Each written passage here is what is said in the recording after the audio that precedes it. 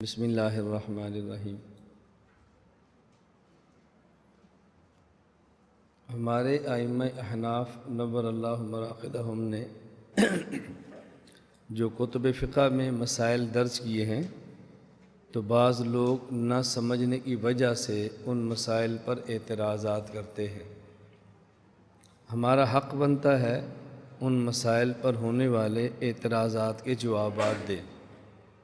ایک بات میں بارہا آپ کی خدمت میں عرض کر چکا ہوں کہ ہمارے عقائد اور مسائل پر ہمارا مخالف اعتراض کبھی اس وجہ سے کرتا ہے کہ ہمارے عقائد اور مسائل کو سمجھا نہیں ہے، اور ہم ان کے جواب اس وجہ سے نہیں دے سکتے کہ ہم بھی ان عقائد اور مسائل کو سمجھے نہیں ہوتے۔ اگر مخالف سمجھتا اعتراض نہ کرتا، ہم سمجھتے تو اس کا جواب دے لیتے۔ اس لیے یہ جو بات سمجھائی جا رہی ہے اس کے مخاطب ہمارے مخالف بھی ہیں، ہمارے موافق بھی ہیں۔ ہم چاہتے ہیں کہ مخالف بھی سمجھیں اور وہ لوگ اعتراضات کر کے اپنی عاقبت تباہ نہ کریں، ہمارے موافق بھی سمجھیں تاکہ جوابات کو سمجھیں اور مخالف کو جواب دیں، دلائل کے ساتھ بات کو سمجھائیں۔ گزشتہ کل مسئلہ چل رہا تھا کہ احق بالامامت کون ہے۔ اگر امامت کے لیے ایک سے زائد افراد موجود ہیں اور ان تمام افراد میں شرائط امامت موجود ہیں تو ان میں سے کس کو امام بنانا زیادہ بہتر ہے؟ اس پر ہمارے ہاں الدر المختار میں ایک بات لکھی ہے، ثم الاکبر رأسا والاصغر عضوا، کہ امام ایسے شخص کو بنائیں اگر دو شخص علم میں تقوی میں برابر ہیں اور اس طرح بہت سارے اصناف کے اندر وہ برابر ہیں، تو پھر ان میں سے اس شخص کو امام بنانا زیادہ مناسب ہے کہ جس کے جسم کے اعضاء میں سے سر نسبتاً بڑا ہو۔ ہمارے معاشرے میں جس آدمی کا سر نسبتاً چھوٹا ہو اس آدمی کو بیوقوف سمجھا جاتا ہے، اور جس آدمی کا باقی اعضاء کی نسبتاً سر بڑا ہو اس کو سمجھدار سمجھا جاتا ہے۔ ہمارے ایک زبان مشہور ہے، ایک محاورہ مشہور ہے، کہتے ہیں وڈے سر سرداراں دے اور وڈے پیر گنواراں دے۔ یہ پنجابی میں ہے کہ جو سردار ہوتے ہیں ان کے سر بڑے ہوتے ہیں، اور جو دیہاتی قسم کے لوگ ہوتے ہیں ان کے پاؤں بہت بڑے ہوتے ہیں۔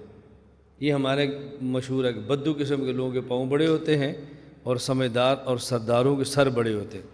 تو یہ لکھا ثم الاکبر راسا والاصغر عضوا، کہ آدمی کے جسم کے باقی اعضاء کی نسبتاً ان اعضاء سے سر قدرے بڑا ہو تو اس کو امام بنائیں۔ مسئلہ تو صرف اتنا ہی لکھا تھا، لیکن غیر مقلدین کا کام چونکہ اعتراض کرنا ہے تو انہوں نے کہا کہ جی فقہ حنفی کے اندر نہایت گندہ مسئلہ لکھا ہوا ہے۔ ان نے کہا امام اس کو بنائیں کہ جس کا سر بڑا ہو اور جس کی شرمگاہ چھوٹی ہو۔ اب بتاؤ ہم کیسے چیک کریں گے کہ فلاں بندے کی شرمگاہ چھوٹی ہے یا بڑی ہے؟ تو بہت گندی فقہ ہے۔ یوں مسئلہ بیان کیا، اور اس پر دلیل کیا بیان کی ہے؟ خود عبدالعزیز نورستانی غیر مقلد گزرا ہے، وہ کہتا ہے دلیل یہ ہے کہ آدمی کے جسم میں بازو بھی دو ہیں، ٹانگیں بھی دو ہیں، آنکھیں بھی دو ہیں، آدمی کے جسم کے اندر کان بھی دو ہیں، اور آدمی کے جسم میں واحد ایک ہی عضو ہے جو اکیلا ہے۔ ایک والاصغر عضوا، اس سے معلوم ہوتا ہے کہ فقہا کی مراد یہ ہے کہ اس آدمی کا سر بڑا ہو اور شرمگاہ چھوٹی ہو۔ حالانکہ یہ بڑی عجیب سی دلیل ہے اور بڑی بھونڈی سی دلیل ہے۔ اس کی وجہ یہ ہے کہ آدمی کے جسم میں ناک بھی ایک ہی ہوتا ہے، دو تو نہیں ہوتے۔ آدمی کے جسم میں زبان بھی ایک ہوتی ہے، دو تو نہیں ہوتی۔ تو آپ نے اس کا معنی یہ کیسے لے لیا کہ اس سے مراد وہ ہے؟ نہ تمہارے ذہن میں ناک آیا ہے نہ تمہارے ذہن میں زبان آئی ہے، یہ تم نے کیسے لے لیا؟ تو خواہ مخواہ مسلط کرنے کے لیے یہ بات کی ہے۔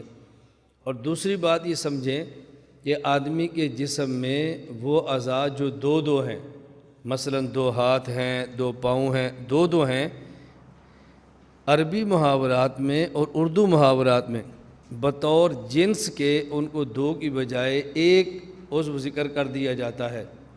مثلا المسلم من سلم المسلمون من لسانہ و یدہ، کامل مسلمان وہ ہے کہ جس کی زبان سے مسلمانوں کا ہاتھ اور جس کے ہاتھ سے مسلمان محفوظ ہو اور اس کی زبان سے بھی محفوظ ہو۔ اب دیکھو زبان کے لیے بھی واحد کا لفظ لائے ہیں اور ید کے لیے بھی، حالانکہ ہاتھ دو ہیں تو پھر واحد کیوں لائے ہیں؟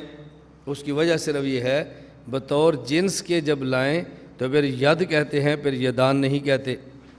حدیث پاک ہے من رأى منکم منکرا فلیغیرہ بیدہ، تم میں سے اگر کوئی شخص گناہ دیکھے تو چاہیے اس کو اپنے ہاتھ سے روکے۔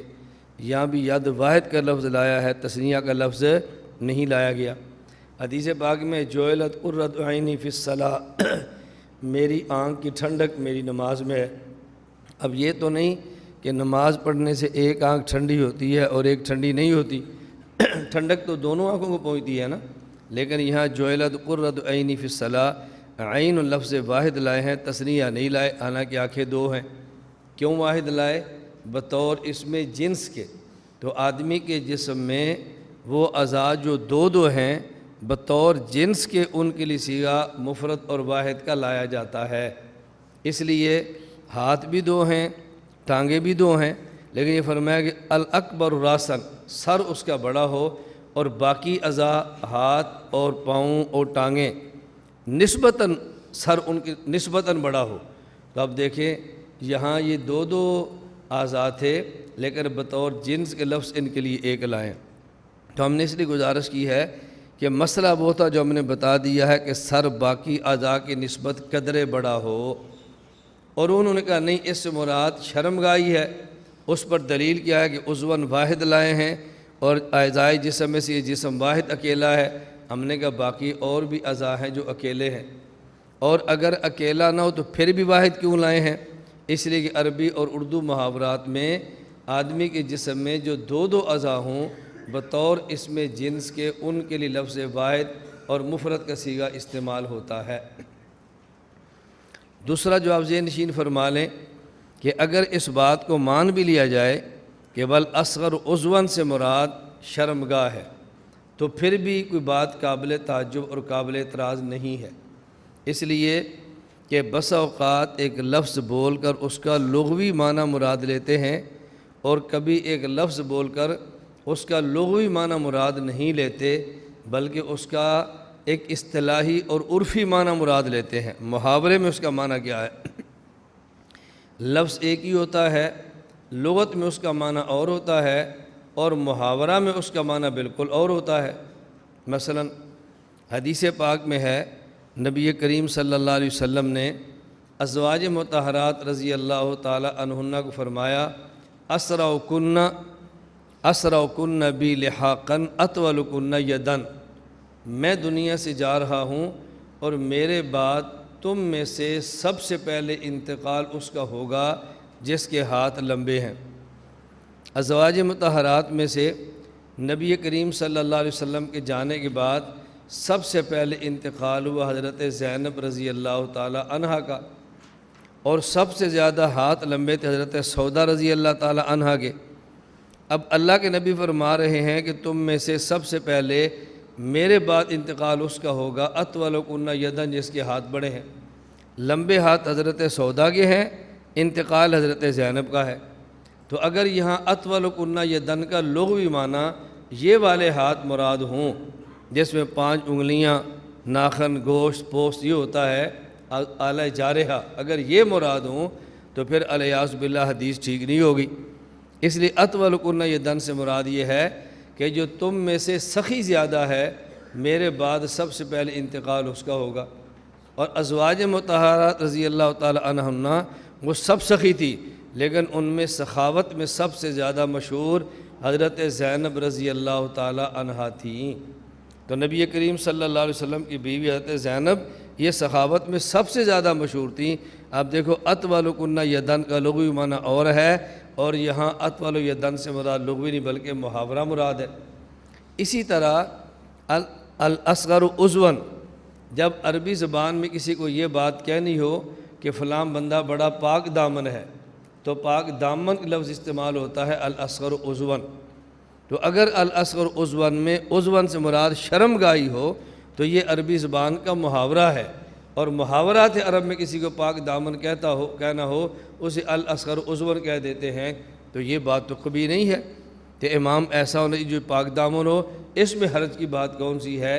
یہ مسئلہ تو عقل کے بھی مطابق ہے اور نقل کے بھی مطابق ہے، لیکن تب ہے کہ جب آدمی کے پاس نقل بھی ہو اور آدمی کے پاس عقل بھی ہو. جب نہ ہو تو پھر مسئلہ کون سمجھائے گا؟ اس لیے کوئی قابل اعتراض بات نہیں ہے.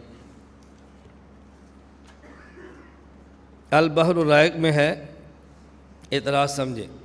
البحر الرائق میں عبارت ہے ان ارادہ تسکین الشہوت یرجا اللہ یکون علیہ وبال.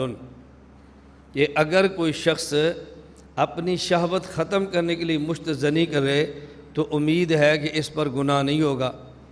اور اسی طرح عبارت ہے الدر المختار میں ولو خاف الزنا یرجا اللہ وبال علیہ. کسی آدمی کو خدشہ ہو کہ میں زنا کے اندر مبتلا ہو جاؤں گا اور وہ زنا سے بچنے کے لیے مشتزنی کر لے تو اس پر امید ہے کہ گناہ نہیں ہوگا. اب اس کا مفہوم سمجھیں اور غیر مقلدین کا اعتراض سمجھیں. غیر مقلد کہتے ہیں کہ احناف کے ہاں مشتزنی کرنا جائز ہے، احناف کے ہاں مشتزنی کرنا مستحب ہے، کیونکہ ان کتب فقہ کے اندر یہ لکھا ہے ان ارادہ تسکین الشہوہ، اگر شہوت کو ٹھنڈا کرنا ہو تو گناہ نہیں ہے، اس کا معنی جائز ہے. تو دیکھو کتنی گندی فقہ ہے کہ جس میں مشتزنی کو جائز قرار دیا جا رہا ہے. ہم کہتے ہیں بات اچھی طرح سمجھو، ہمارے ہاں مشتزنی کے جواز کا سوال ہی پیدا نہیں ہوتا. اس کی وجہ یہ ہے کہ ہمارے ہاں جو مسئلہ لکھا ہے اذا فعلہ لاستجلاب الشہوۃ فہو آثم.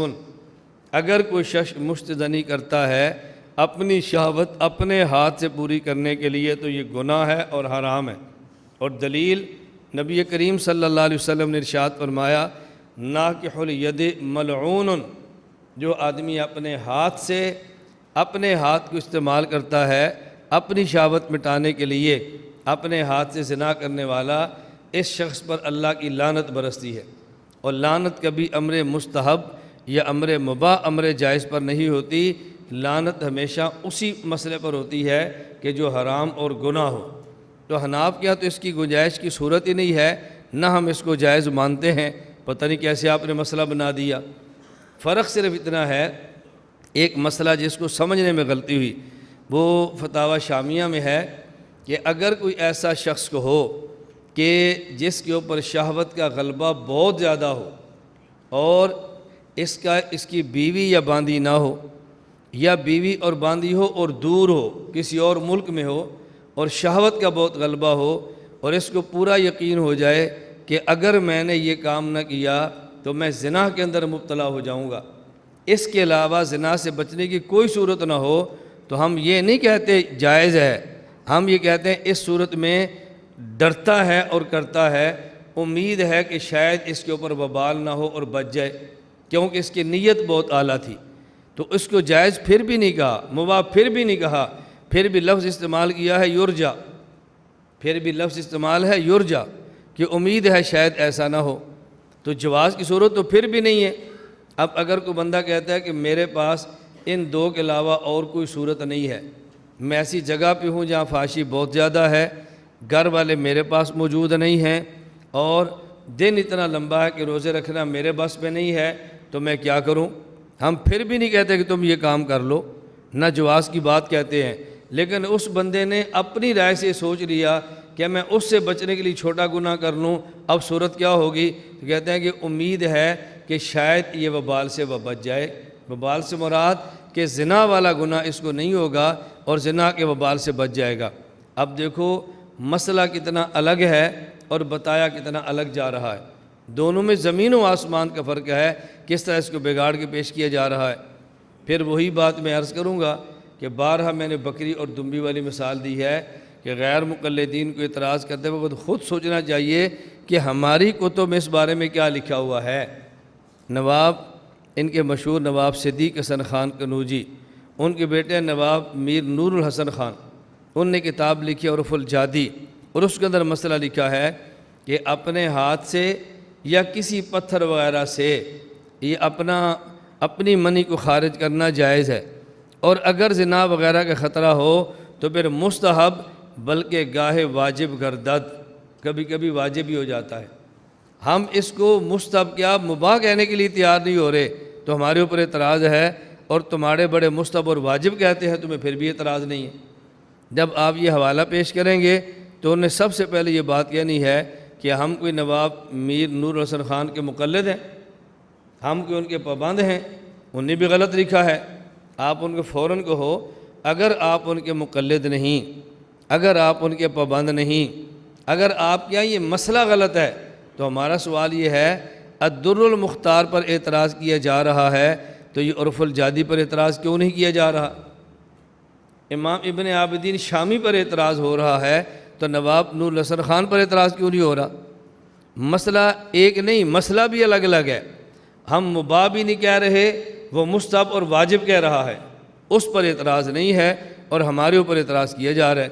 تمہیں چاہیے تھا کہ جب ویڈیو ریکارڈ کراتے اور کتاب میں لکھتے تو پھر دونوں کا حوالہ دیتے اور ساتھ یہ کہتے کہ حنفیہ کے یہاں مسئلہ نرم ہے اور ہمارے یہاں مسئلہ زیادہ گرم ہے، اس لیے اعتراض ہمارے اوپر زیادہ ہے اور حنفیہ پہ کم ہے، تاکہ ہم سمجھ آتی کہ تم لوگ دیانت سے کام لیتے ہو۔ اللہ ہم سب کو بددیانتی سے محفوظ فرمائے۔